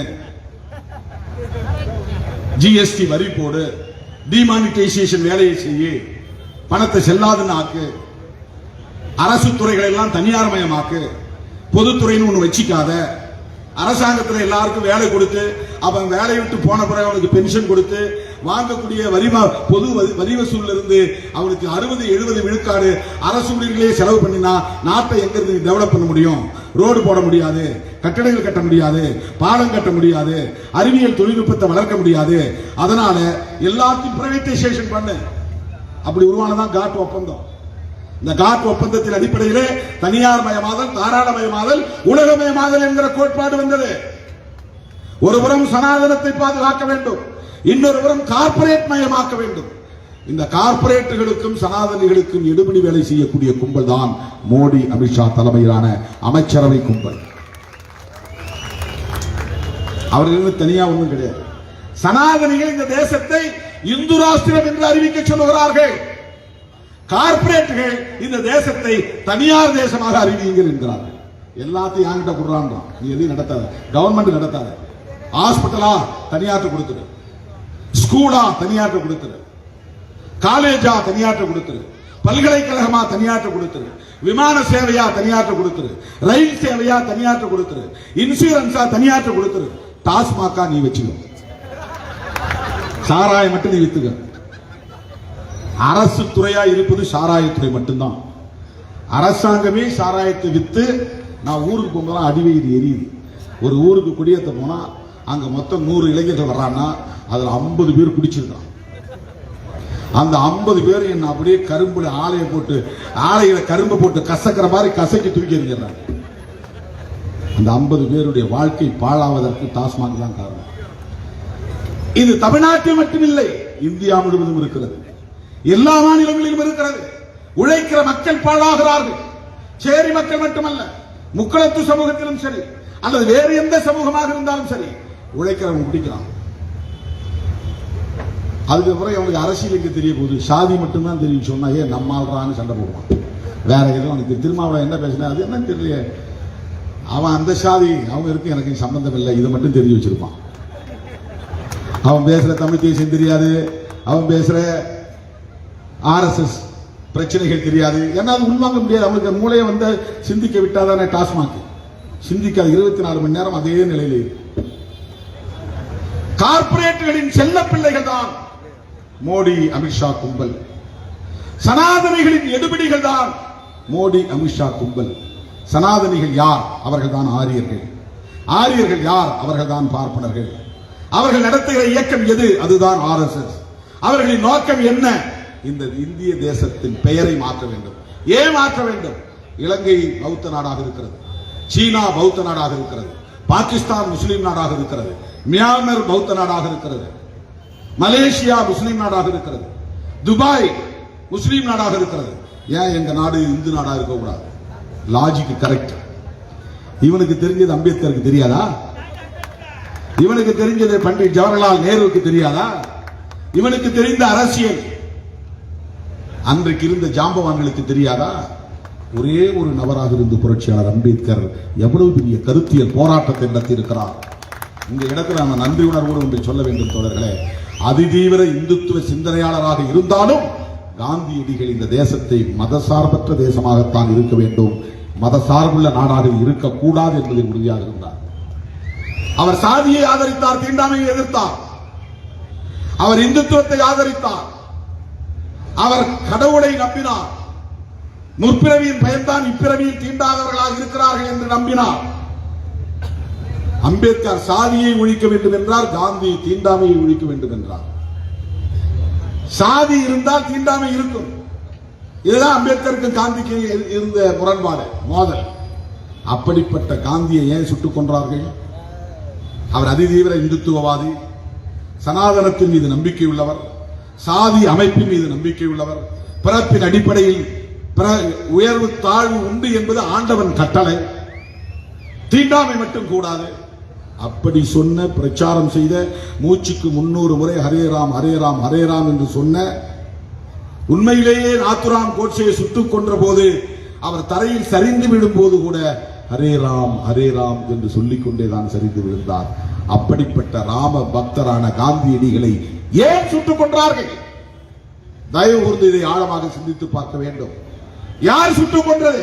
நக்சல்பாரிகளா, மாவோயிஸ்டுகளா, மார்க்சிஸ்ட் லெனினிஸ்ட் என்ற அமைப்பை சார்ந்தவர்களா, தெலுங்கானா காடுகளிலே பதுங்கி கிடக்கிற தீவிர கம்யூனிஸ்டுகளா? காந்தியடிகளை சுட்டுக் கொண்டது யார்? இந்த சாட்சாத் RSS இயக்கம் தான். அந்த இயக்கத்தை சார்ந்த நாத்துராம் கோட்சே தான். அந்த நாத்துராம் கோட்சேவை எங்கள் தலைவர் என்று சொல்லுகிற கும்பல் தான் RSS கும்பல். இஸ்லாமிய சமூகம் ஒரு தலைவருக்கு நன்றி சொல்ல வேண்டுமானால் அது காந்தியடிகளுக்கு தான். இந்துக்களும் முஸ்லிம்களும் ஒற்றுமையாக இருக்க வேண்டும் என்று சொன்ன காரணத்தினால்தான் பாகிஸ்தான் பிரிந்து போய்விட்டது. அதற்கு தர வேண்டிய தொகையை, கடைசி தவணையை கொடுங்கள் என்று போய் ஜவஹர்லால் நேருவிடம் அழுத்தம் கொடுத்து அதற்காக ஒரு உண்ணாநிலை அறப்போராட்டத்தை தொடங்கிய காரணத்தினால் நாத்துராம் கோட்சே சுட்டுக் கொன்றார். அது RSS கட்டளை, கோட்சேவின் எண்ணம் அல்ல. நூபுர் சர்மா பேசியது சர்மாவின் கோபம் அல்ல, RSS அரசியல். நவீன் ஜிண்டால் பேசியது அவருடைய தனிப்பட்ட கருத்து அல்ல, அது RSS விளைச்சல். மிகவும் பயங்கரவாத இயக்கம் இது. மிக மோசமான கொடிய பயங்கரவாத இயக்கம். வெறுப்பு அரசியலை விதைக்கிறது, முஸ்லிம்களை சீண்டுகிறது, வம்புக்கு இழுக்கிறது, வீதிக்கு வா என்கிறது. ஏன்னா முஸ்லீம் வந்துட்டான் பாரு, நீ ஏன்டா வந்து வெளியே வரல அப்படின்னு சொல்றதுக்காக. முஸ்லீம் வந்தா இந்து தானா வெளியே வருவான். இந்துக்களை இந்துக்கள் என்று சொல்லி அழைக்கவில்லை. இந்துக்களே வாருங்கள், உங்கள் நலன்களுக்காக பாடுபடுகிறோம், உங்கள் பிள்ளைகளுக்கு வேலை வாய்ப்பு தருகிறோம், உங்கள் பிள்ளைகளுக்கு கல்வியை தருகிறோம், உங்கள் பிள்ளைகளை விஞ்ஞானிகளாக்குகிறோம், உங்கள் பிள்ளைகளை பேராசிரியர்களாக்குகிறோம், இந்துக்களே வாருங்கள் என்று அழைக்கவில்லை. இந்துக்களே இந்துக்களே முஸ்லிம்களை பாருங்கள். லிங்கத்தை பெயர்த்தெடுத்து விட்டு மசூதியை கட்டியிருக்கிறார். ராமர் பிறந்த இடத்தில் அன்றைக்கே பாபர் அதை இடித்துவிட்டு மசூதியை கட்டியிருக்கிறார். ஜெய் ஸ்ரீராம் சொல்லு, காவி துணியை தலையில் கட்டு. இதுதான் இன்னைக்கு RSS சொல்லி தருகிறது. நாம பிள்ளைங்க கையில லேப்டாப் கொடுக்கிறோம், தமிழ்நாட்டில் பெண் குழந்தைகளுக்கு சைக்கிள் கொடுக்கிறோம், தமிழ்நாட்டில் அரசு. அவன் போய் பள்ளிக்கூடத்தில் கர்நாடகாவில் போய் காவி துணியை கொடுக்கிறான், ஜெய் ஸ்ரீராம் சொல்லுங்கிறான். இந்துக்களின் முதல் எதிரியே பாஜகவும் RSS தான். இதை இந்துக்கள் புரிந்து கொள்ள வேண்டும். நான் கேட்கிறேன், தமிழ்நாடு மட்டுமல்ல இந்திய அளவில் இந்த மதத்தில், இந்து மதத்தில் இருக்கிற பிரச்சனைகளை எந்த முஸ்லீமாவது மேடை போட்டு விமர்சித்திருக்கிறார்களா? ஏன் நீ முஸ்லீம் அடிக்கிற? எந்த கிறிஸ்தவனாவது மேடை போட்டு விமர்சித்திருக்கிறானா? ஏன் அவனை நீ தாக்குகிறாய்? இந்து மதத்தில் இருக்கிற குறைபாடுகளை விமர்சித்த தலைவர்கள் புரட்சியாளர் அம்பேத்கர், தந்தை பெரியார். அவங்க ரெண்டு பேருமே இந்து தான். அம்பேத்கர் என்ன கிறிஸ்தவரா? அம்பேத்கர் என்ன முஸ்லீமா? பெரியார் என்ன கிறிஸ்தவரா? பெரியார் முஸ்லீமா? ஏன் இந்துவாக இருந்த பெரியார், இந்துவாக பிறந்த அம்பேத்கர் ஏன் இந்து மதத்தில் உள்ள குறைபாடுகளை சுட்டிக்காட்டினார்கள்? உனக்கு புத்தி இருந்து அதை யோசிச்சுப்பார். இந்து மதத்தை காப்பாற்ற வேண்டும் என்கிறதில் உண்மையான அக்கறை இருந்தால் அந்த கோணத்தில் சிந்தித்துப்பார். அம்பேத்கரும் பெரியாரும் ஏன் இதை கடுமையாக விமர்சித்தார்கள்? உலக வரலாற்றிலேயே ஒரு தலைவன் பேச்சை கேட்டு ஒரே நாளில் 10 லட்சம் பேர் ஒரு மதத்தில் இருந்து வெளியேறினான் என்றால் உலக வரலாற்றிலேயே அது புரட்சியாளர் அம்பேத்கரின் தலைமையில் நடந்த மதமாற்றம் தான்.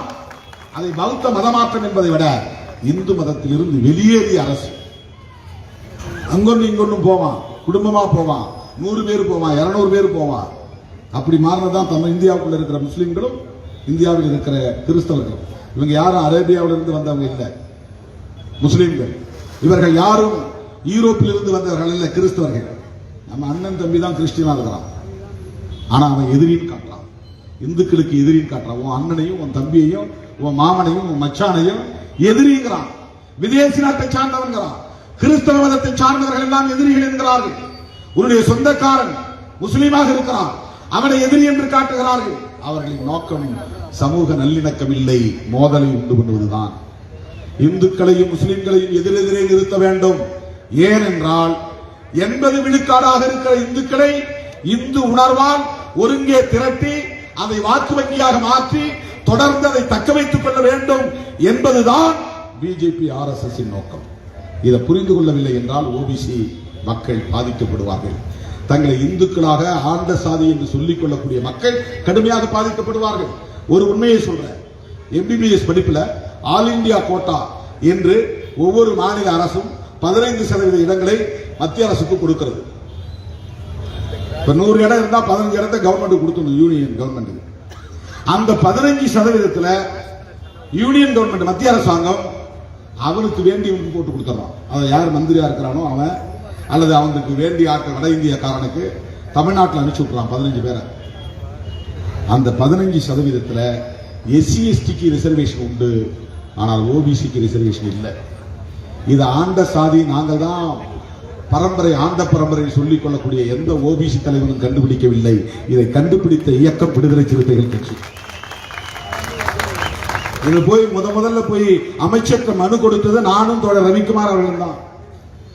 அதன் பிறகுதான் மற்ற கட்சிகள் இது பிரச்சனையாக எடுத்தன. திமுக நீதிமன்றத்திற்கு போனது. அதன் பிறகுதான் இது பெரிய பிரச்சனையாக மாறி நீதிமன்றமே தீர்ப்பு அளித்து அதை இடஒதுக்கீடு கொடுத்து. இன்றைக்கு ஓபிசி ஆல் இந்தியா கோட்டாவில் இடஒதுக்கீடு பெறுகிறது என்றால் அதற்கு வழிவகுத்த இயக்கம் விடுதலை சிறுத்தைகள் கட்சி. இவன் என்ன நினைக்கிறானா, அவனுக்கு எதிரி நினைச்சிட்டு இருக்கிறான். எதிரியே RSS என்பதை புரிந்து கொள்ளாமல் இருக்கிறாயே. உன் மூளையை அவன் மெழுக செய்கிறானே, உனக்கு சாதி வெறியை தூண்டுகிறானே, உனக்கு மதவெறியை தூண்டுகிறானே, உன் எதிர்காலத்தை பாழாக்குகிறானே, சமூக நீதிக்கு குழி தோண்டுகிறானே, இடஒதுக்கீட்டை சமூகத்தின் அடிப்படையில் தராமல் பொருளாதார அடிப்படையில் தருவேன் என்கிறானே, சமூக நீதி கோட்பாட்டை அழிக்கிறானே. இதற்கு காரணம், இந்த சமூக நீதிக்கு காரணம் இந்திய அரசமைப்பு சட்டம் என்பது உனக்கும் தெரியவில்லை, எனக்கும் தெரியவில்லை, RSS காரனுக்கு தெரிகிறது. ஆகவேதான் இந்த அரசமைப்பு சட்டத்தை தூக்கி எறிய அவன் விரும்புகிறான். ஆனால் தூக்கி எறிய முடியாது.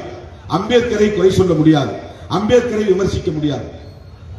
இந்த அரசியல் அறியாமை நான் சொன்னல, அவங்களுக்கு நான் சொல்றேன், தலித் இயக்கம் அப்படிங்கிறது அகில இந்திய அளவில் எதுவும் பெருசா கிடையாது.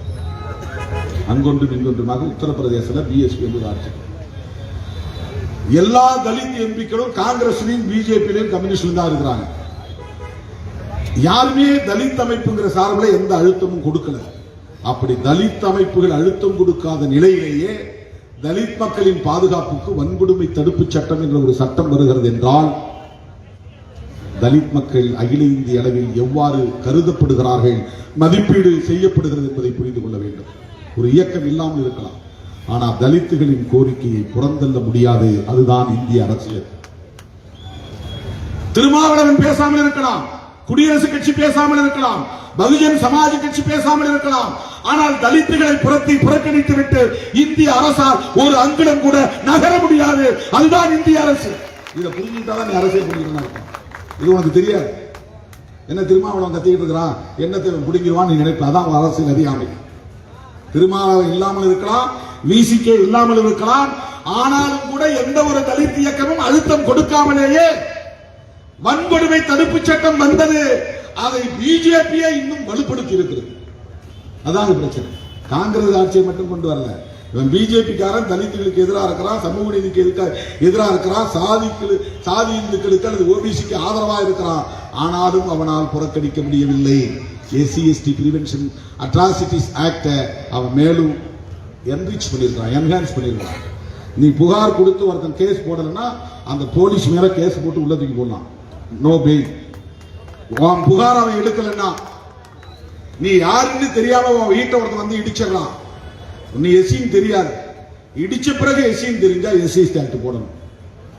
4 பேர் சேர்ந்து குற்றம் இழைக்கலாம், அதுல ஒருத்தர் SC இருப்பான், 3 பேர் நான் SC இருக்கலாம்.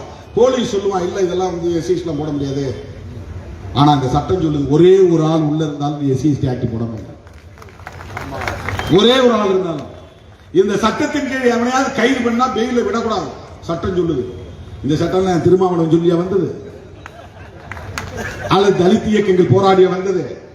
இதுதான் இந்திய அரசியல். 30 கோடிக்கு மேலான மக்கள் இருக்கிறார்கள் இந்தியாவிலே, தலித் மக்கள். இன்றைக்கு 130 கோடி ஒட்டுமொத்த மக்கள் தொகை என்றால் ஏறத்தாழ 30 கோடிக்கு மேலான மக்கள் SC/ST என்கிற இந்த சமூகத்தை சார்ந்த மக்கள் அகில இந்திய அளவிலே இருக்கிறார்கள். மோடியின் பாட்டன் நினைத்தா கூட இவர்களை புறக்கணித்து விட முடியாது. அமித்ஷா தலைகீழ நின்றாலும் இவர்களை புறக்கணித்து விட முடியாது. அதனாலதான் அவன் வந்து பெரியார திட்டா, அம்பேத்கரை போற்றுகிறான். அதான் வேறுபாடு. அம்பேத்கரை, பெரியாரை விடவும் அம்பேத்கர் மூர்க்கமாக இந்துத்துவத்தை எதிர்த்தார். அதனால்தான் 10 லட்சம் பேரை ஒரே நாள்ல இந்து மதத்திலிருந்து வெளியேற்றினார். ஆக முதல்ல நான் யாரை எதிர்க்கணும்னா அம்பேத்கர் தான் எதிர்க்கணும், யாரை விமர்சிக்கணும்னா அம்பேத்கர் தான் விமர்சிக்கணும். ஆனால் முடியாது. ஏனென்றால் இந்தியாவில் 30 கோடிக்கு மேலான மக்கள், தலித் மக்கள், அம்பேத்கரை தெய்வமாக ஏற்றுக்கொண்டு வாழ்ந்து கொண்டிருக்கிற மக்கள். அவனுக்கு ஒண்ணுமே வேண்டாம். திருமாவளவன் வேண்டாம், விசிகே வேண்டாம், குடியரசு கட்சி வேண்டாம், பகுஜன் சமாஜ் கட்சி வேண்டாம், அல்லது அம்பேத்கருடைய பேரன் பிரகாஷ் அம்பேத்கர் கூட வேண்டாம். அவனுக்கு தேவை அம்பேத்கர் மட்டும்தான். அம்பேத்கர் என்கிற ஒரு ஐக்கியனை எவனாவது சீண்டினால் இந்த சமூகம் எவ்வளவு பெரிய சக்தியாக திரளும் என்பதை பிஜேபி, RSS உணர்ந்திருக்கிறது. இதை உணராதது அதான் அரசியல் அறியாமை சொல்றேன். இதுதான் அரசியல் அறியாமை.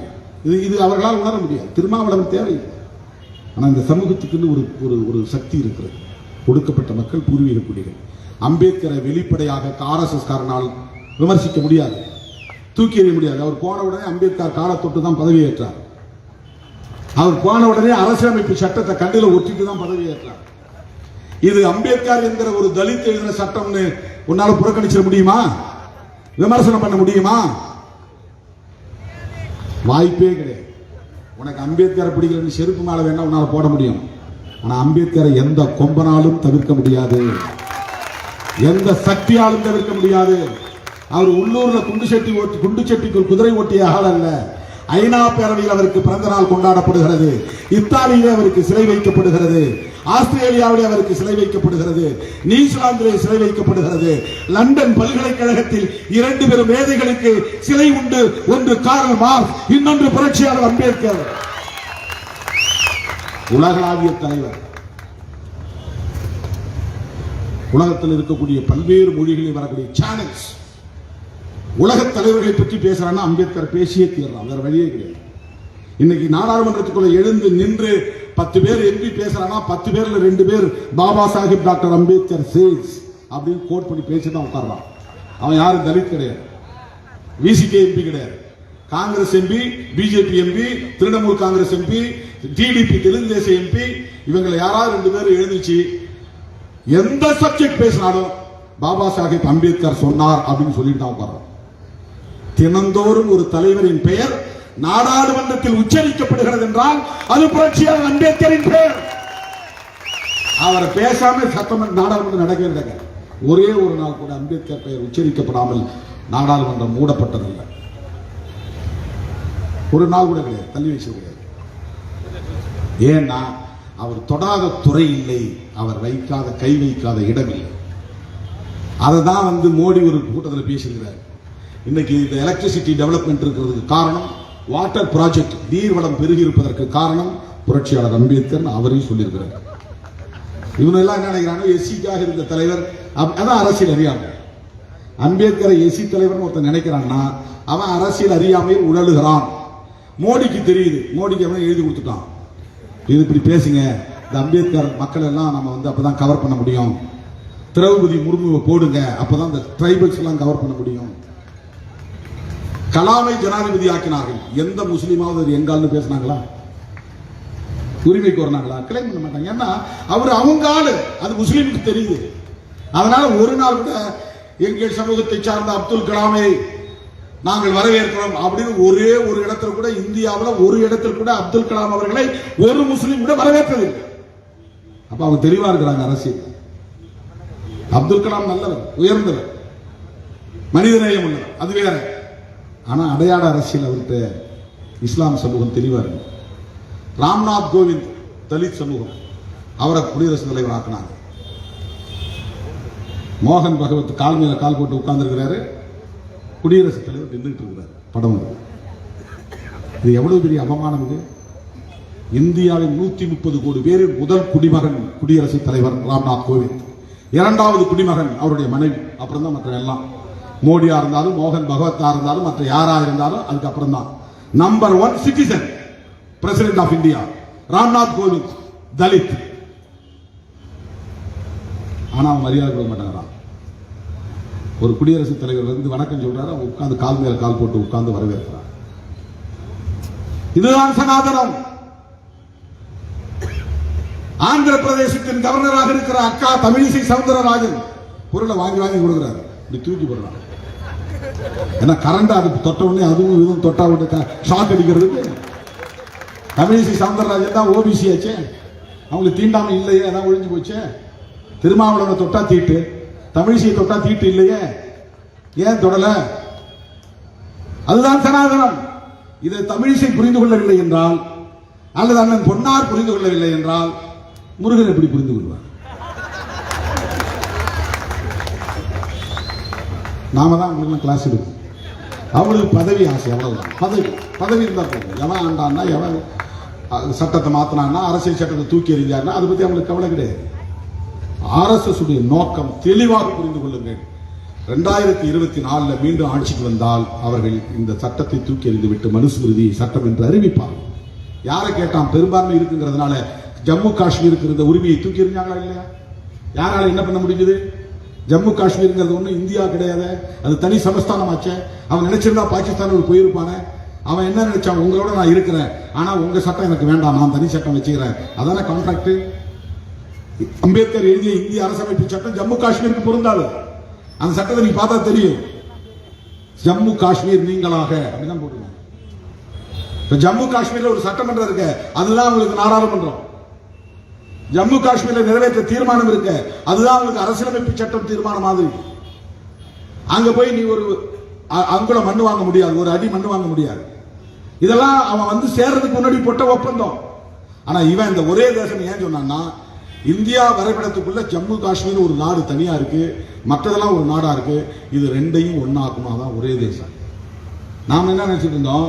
நாம யாரும் தனி தமிழ்நாடு கேட்கலையே, வேற யாரும் பஞ்சாப் கேட்கலையே.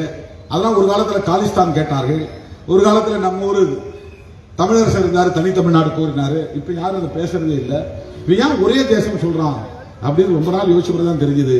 ஜம்மு காஷ்மீரை இன்னொரு தேசம் என்று அவன் புரிந்து வைத்திருக்கிறான், நாம் புரிந்து வைக்கிறோம். அதனால ஒரு சட்டத்தை கொண்டு வந்து ஜம்மு காஷ்மீரை 3ஆ உடைச்சிட்டான். 3 யூனியன் பிரதேசங்களா போயிடுச்சு. எல்லா எம்பிக்களும் எதிர்த்தோம், ஒண்ணும் பண்ண முடியல. குடியுரிமை சட்டம் கொண்டு வந்தான், எதிர்கட்சிகள் அத்தனை பேரும் எழுந்திருந்து கூச்சல் போட்டோம், ஒண்ணும் பண்ண முடியல. ஏன்னா பெரும்பான்மை அவன் பக்கத்தில் இருக்கு. தலித்துகளே அவங்களுக்கு ஆதரவா இருக்கிறாங்க, ஒண்ணும் பண்ண முடியல. 2024 வந்தா ஒரு நாள் ராத்திரியில் அவர் மங்கி பாத்திலையோ அல்லது சிந்து பாத்திலையோ பேசுவார். மோடி ராத்திரி நள்ளிரவு நேரத்தில் பேசினாலும் பேசுவார். இந்திய அரசியலமைப்பு சட்டம் மாற்றப்படுகிறது, இந்த நொடியில் இருந்து மனுஸ்மிருதியே இந்தியாவின் அரசமைப்பு சட்டமாக இருக்கும் அப்படின்னு மோடி பேசினாலும் ஆச்சரியப்படுறது. அவனுக்கு பழைய சமூக ஒழுங்கு தேவை. பெண்கள் ஆண்களுக்கு அடிமையா இருக்கணும், படிக்க கூடாது. அந்தந்த சாதி அவன் வேலையை செய்யணும். இப்ப பெருக்கிறதுக்கு ஆள் இல்லை, கழுவுறதுக்கு ஆள் இல்லை, விவசாய வேலைக்கு ஆள் இல்லை. இங்க எவனையும் செய்ய மாட்டேங்கிறான். இப்ப அங்கிருந்து நேரம் இங்க கொண்டு வராங்க ஆளை, கட்டிட வேலைக்குலாம். பீகார்ல இருந்து இந்தி படிச்சா வேலை கிடைக்குன்னு தமிழ்நாட்டில் சொல்லிட்டு இந்தி படிக்கிற பூரா தமிழ்நாட்டில் வந்து கட்டிட வேலையை செஞ்சுட்டு இருக்கிறான்.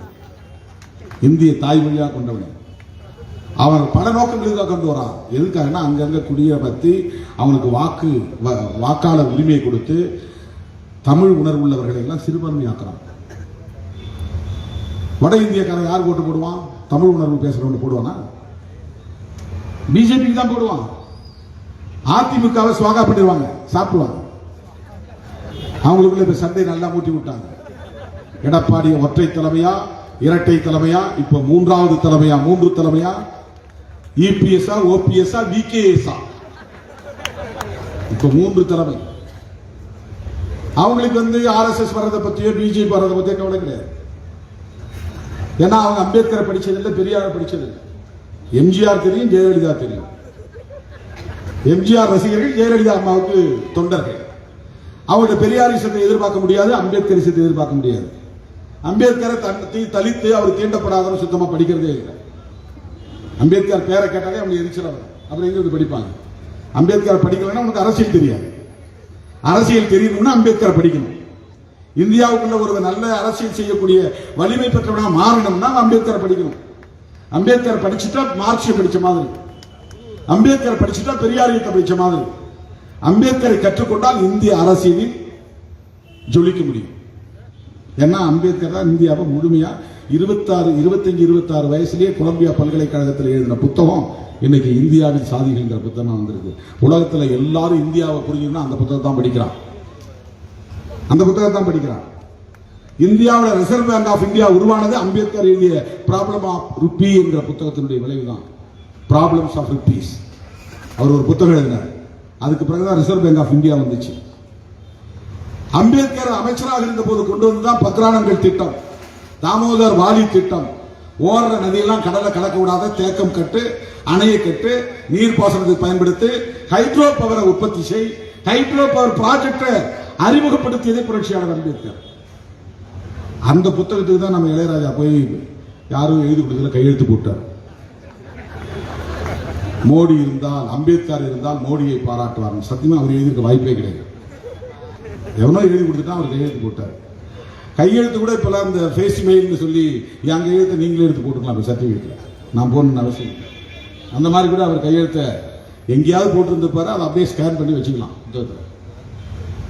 இளையராஜா அவர்கள் நிச்சயமா எழுதியிருக்க வாய்ப்பு இல்லை. அவர் ஒரு மகான் அந்த துறையில், அவரை யாராலும் வெல்ல முடியாது. அவருக்கு எந்த அடையாளமும் தேவையில்லை. நம்ம ஆளுலா சொல்லிட்டு திரிகிறாங்க அவர் எங்காலு. அது இவங்களுக்கு இருக்கிற அரிப்பு. அவர் அதை கடந்து போயிட்டாரு. அவர் அதை கடந்து எங்கேயோ போயிட்டாரு. அவர் மாஸ்டர் ஆயிட்டாரு. பெரிய உலக இசை விற்பனர்கள் ஒருவராக அவர் மாறிட்டார். அவர் எவ்வளவு தூரத்தை அந்த எல்லையெல்லாம் கடந்து போயிட்டார் அவர். ஆனா வம்புல வந்து மாட்டிக்கிட்டார். நாம என்ன சொல்றோம், அம்பேத்கர் மோடியை பாராட்டி இருப்பாரு சொல்லக்கூடாது. நீ எப்படி வேணா மோடியை பாராட்டிங்க. ஏன்னா அம்பேத்கருக்கும் மோடிக்கும் ஆகாது கொள்கை அடிப்படையில். அவர் இடதுருவம்னா இவர் வடதுருவம், தென்துருவம்னா இவர் வடதுருவம். கொள்கை அடிப்படையில் ரெண்டு பேருக்கு வேறு மிகப்பெரிய வேறுபாடு இருக்கு. ஒரே நேர்கோட்டில் பயணித்தவர்கள் அல்ல. ஆனால் பிஜேபி RSS அம்பேத்கரை விமர்சிக்க மாட்டார்கள். வெளிப்படையாக அரசமைப்பு சட்டத்தை விமர்சிக்க மாட்டார்கள். அதுக்கு ரெண்டு காரணம். ஒன்று, தலித்துகள் மதம் மாறுவதற்கு காரணமா இருக்கிறாங்க, மதம் மாறுறாங்க. அவங்கள மதம் மாற விடாம தடுக்கணும். அவங்க நட்பு நமக்கு வேணும். அவங்க இருக்கிற ஆள்லாம் ஒண்ணுக்கும் உதவாத ஆளா இருந்தாலும் மந்திரியாக்கு, தலைவராக்கு, கூட வச்சுக்க. பேச தெரியலையோ, அரசியல் தெரியலையோ. திரௌபதி முர்மு அவங்க அந்த அம்மா பிறந்த ஊர்ல அவர் மாமன்ற உறுப்பினராக இருந்து, அவங்க அமைச்சராக இருந்து, கவர்னராக இருந்து, இன்னைக்கு குடியரசுத் தலைவராக போறாங்க. இன்னும் பிறந்த ஊர்ல மின்சாரம் இல்லை. அப்படிப்பட்ட அம்மாவை குடியரசுத் தலைவராக போறாங்க. இதுக்கு நாங்க டிரைபல்ஸ்க்கெல்லாம் ஆதரவா இருக்கிறோம். ராம்நாத் கோவிந்த் ஆக்கின பிறகுதான் நிறைய ஹானர் கில்லிங், ஆணவ கொலைகள் நடந்தன. இப்படி சொல்லிக்கொண்டே போகலாம் தோழர்களே.